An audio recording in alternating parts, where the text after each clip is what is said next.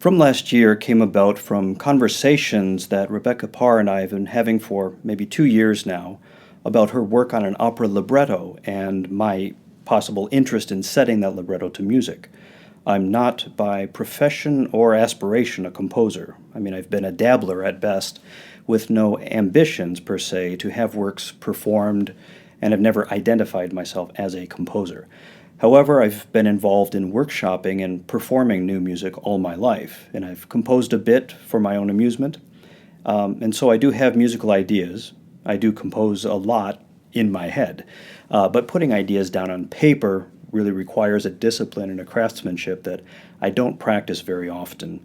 And so, in thinking about composing an opera, the thought occurred to me that I might just want to have an honest attempt at setting some of Rebecca's words to music, to see if I'm even capable of connecting and communicating her ideas and emotions and images successfully through music. Because of the fact that the COVID pandemic brought the musical world to a halt, I found myself with time on my hands that I don't normally have. And so 2020 actually became a rather productive year for me compositionally. Thinking about this opera project further, I felt that if I can't do it, I won't do it. So I asked Rebecca to send me a few poems that she had written. She had, on occasion, sent these via email or shared on social media, but I asked her to send me a few, which she did.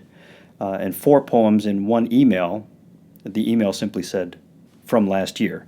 And considering that in 2020 we were all thinking about last year as a time when life was something pretty different than this year, so I thought that simple comment actually sounded like a pretty nice and meaningful title for a collection of songs. One great advantage to setting text to music is that the text feeds you most of the information you need as a composer. It has a tone, it has a concept, a structure, a narrative arc, of course, colors and imagery, and the words have rhythm. Now, my decades of experience as a conductor of opera has given me some ability to recognize the connections between music and text, and especially drama that's inherent in music. So I knew that what I needed to do was to just spend some time reading the texts, just reading the poems, until the music itself began to reveal itself. In all honesty, the text tells you what the music wants to be.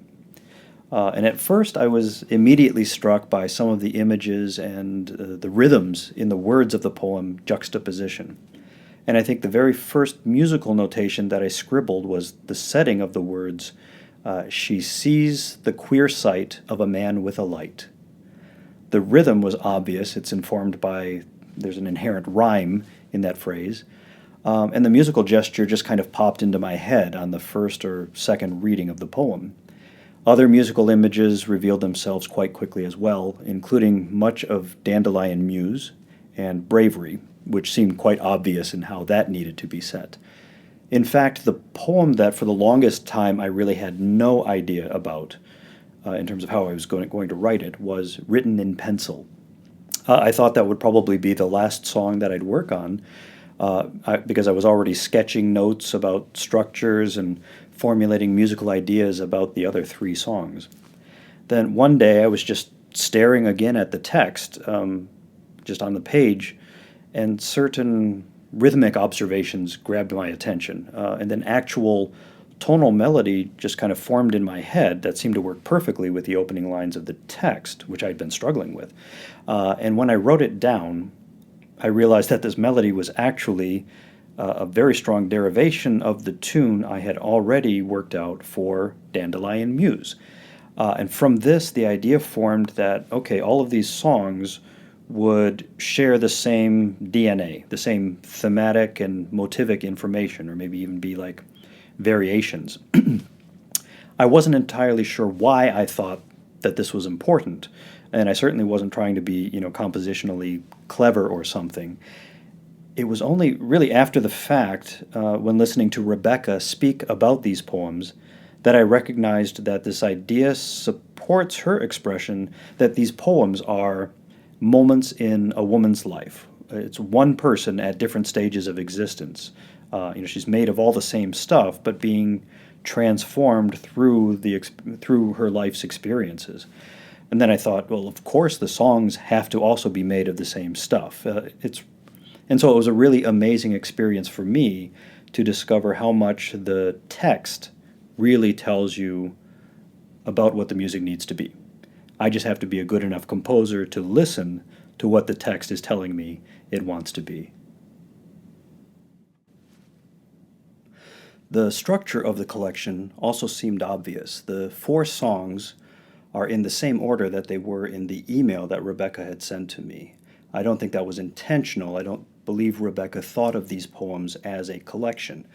They were just a random assemblage. But again, as I read and thought about the ordering, it seemed clear that Written in Pencil was the obvious poem to begin this set. The others also had a certain inevitability about their progression. Almost immediately, I knew that I would want to structure the work with a piano interlude, and that would morph into Dandelion Muse.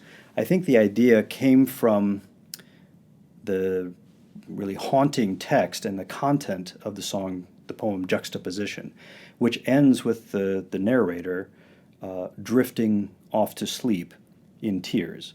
And so I thought the idea of the interlude, which is meant to segue seamlessly out of that song, is meant to be a sort of dream sequence. It's a contemplation and then a swirling of thoughts and images that have already been encountered, mixed with some new musical ideas, all of which are non-developmental. I mean, they're not meant to go anywhere, but rather be like a restless sleep full of disjunct thoughts and emotions, from a really active mind, that eventually these settle down into this seemingly very carefree, kind of happy place that is Dandelion Muse. For that reason, I felt musically like Dandelion Muse, it seemed to have to be based on a stride. I wanted a feeling of it being a bit carefree, content, very easy to digest, away from the darkness of juxtaposition and bravery, which frame Dandelion Muse. Within the song, I discovered setting a counter melody in the piano.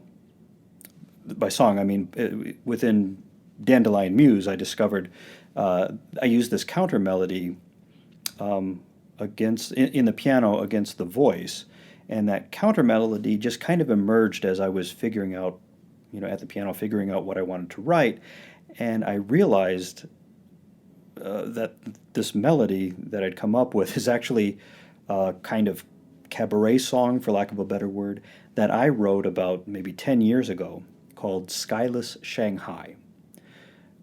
Again, it kind of came to me randomly. It just seemed very appropriate in the moment, and it was only after I thought about it, really once the song was finished, did it occur to me that there is kind of an important connection that I seem to have made subconsciously. The text to the song Skyless Shanghai is largely about being alone in a strange place, about finding comfort in a whiskey bar in the Bund, perhaps only feeling like you can make a friend with a person who's sitting on a bar stool just like you. And there's a line in Skyless Shanghai, it's actually the chorus, so many dreams I've let slip away, vanished in the haze that swallowed all my thirsty days in Skyless Shanghai. And this line kind of contains the molecules of what it is, I suppose, to succumb to substance abuse, and seeing it as a release from the harsher realities of life. Knowing Rebecca's amazing and profound work in helping people in these situations, and the very connection to some of those elements that exist in the poem's juxtaposition and bravery, I thought it was just amazingly appropriate that this melody, which hides those words that nobody else knows until now, absolutely, must be there, haunting this melody of this otherwise, elegant, happy dream song that is Dandelion Muse. I only wish I could say I was clever enough to have consciously thought of that. In the time of this global pandemic, musicians have been forced to reinvent the wheel, so to speak, in the ways in which we work.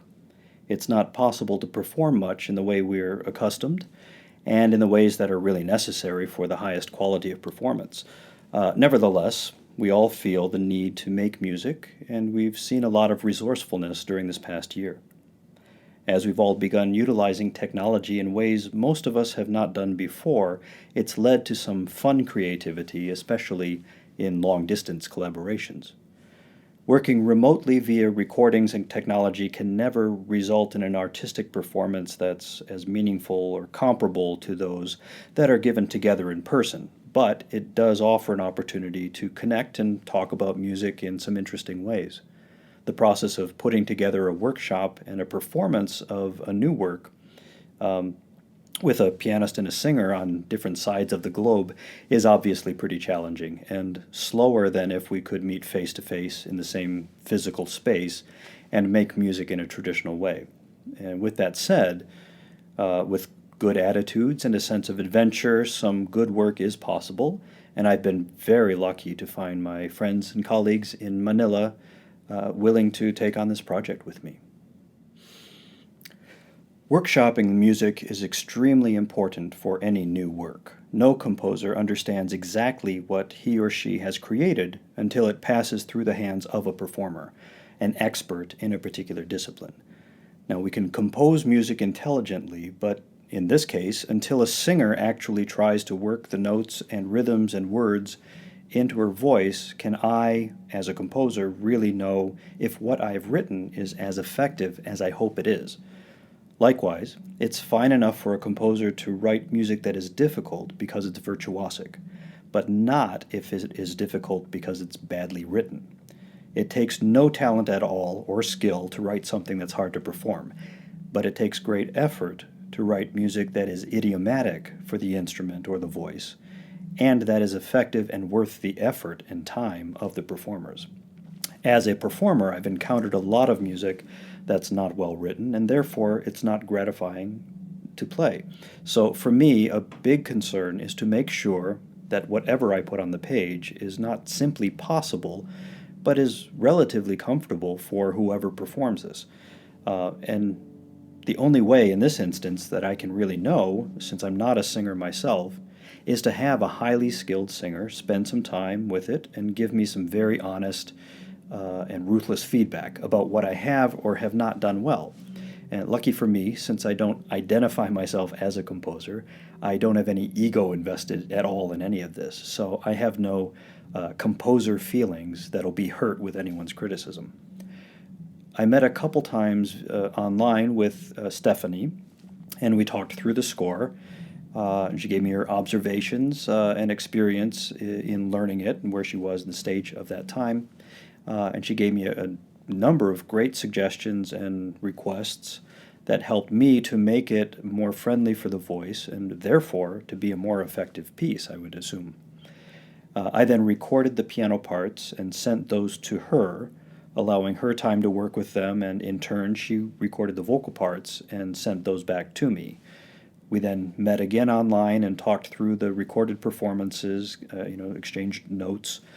These showed me, for example, that I needed to pace some things differently in my playing, adjust some tempos in order to give her the space and time that she needed to execute text better or find certain colors, breathe, and so on. I then made new recordings, and we repeated this process until she felt comfortable with the music as it was, the performance from me, and we both felt that we'd zeroed in on a performance that communicates what we want it to.